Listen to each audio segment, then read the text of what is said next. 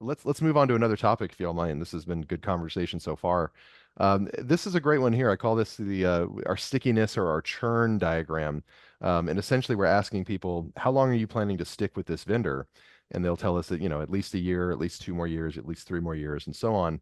And then we rate that down. So if you follow this line, these are vendors that they've been sorted this way. Those who plan to use a vendor for at least 3 more years. So a fairly sticky product.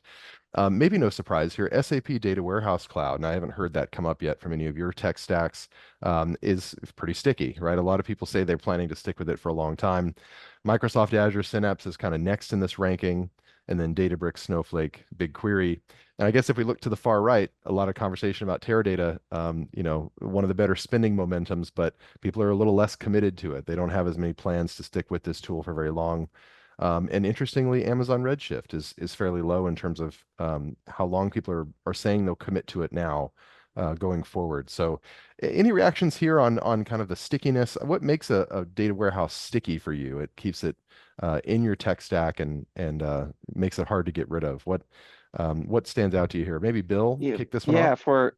so at least what we've seen with like Cloudera, we Mm-hmm. were, on-prem with that, and they had a good basically architecture and approach to, not have to do a lift and shift, but move the data to the, cloud where it makes sense, and then have that like centralized, management plane where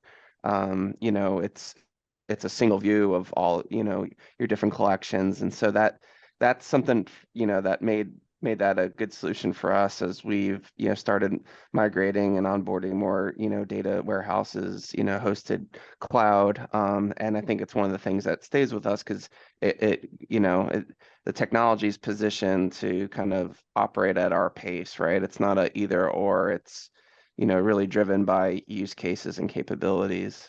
Yeah. And how long do you think your organization is going to stick with Cloudera? Um, 3 years more, 4 years more? Yeah, definitely 3 years or more. Yeah. They're certainly meeting our needs. And again, it's a good product for, moving at the pace that we want to move. Yeah, exactly. I heard a couple of other views had on the call have had Cloudera in your tech stack. Any more comments about Cloudera to build on what Bill has said?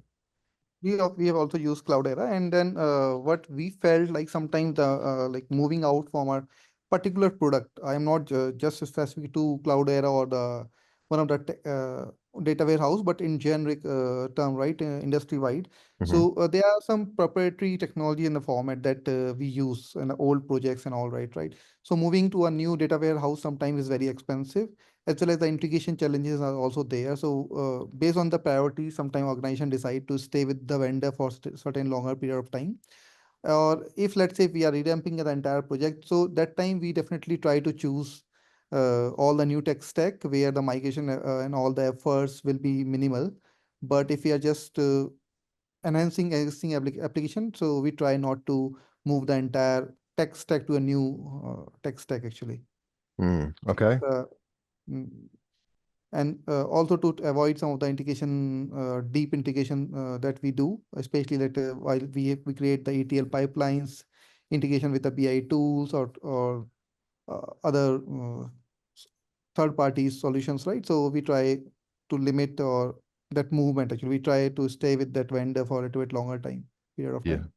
Yeah, excellent. Yeah, I get maybe some reactions too on why Amazon Redshift might have landed so low in this survey when it comes to expected length. There's quite a number of people who, they say they've only got 1 more year of commitment to Redshift. 22% of the people who said that, and just a few more, wanted 2 more years. So fairly low when you look at the ranking here. But what is it that Amazon Redshift is a particularly easy product to disentangle and move away from, or is there some reason you think why people said this is a tool they're not necessarily committing to in the very long term on the whole? Surprisingly, like especially if you think in our case, right, Amazon Redshift and Snowflake, Hmm. both are the lead. We are actually adopting those. We are migrating to those products. Hmm. There are some such challenges. Definitely, we found some of the performance tuning complexity with Amazon Redshift, but still, I think that is there with most of the other providers as well.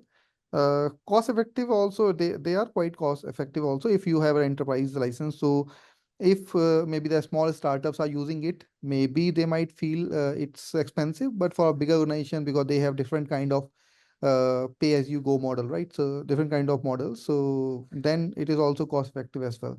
So that's why I was surprised to see Amazon shift below in that list. But yeah, Yeah, I maybe will. just people just aren't as committed, I guess, but they're still going to use it. It doesn't necessarily mean people are getting rid of it in 2 or 3 years.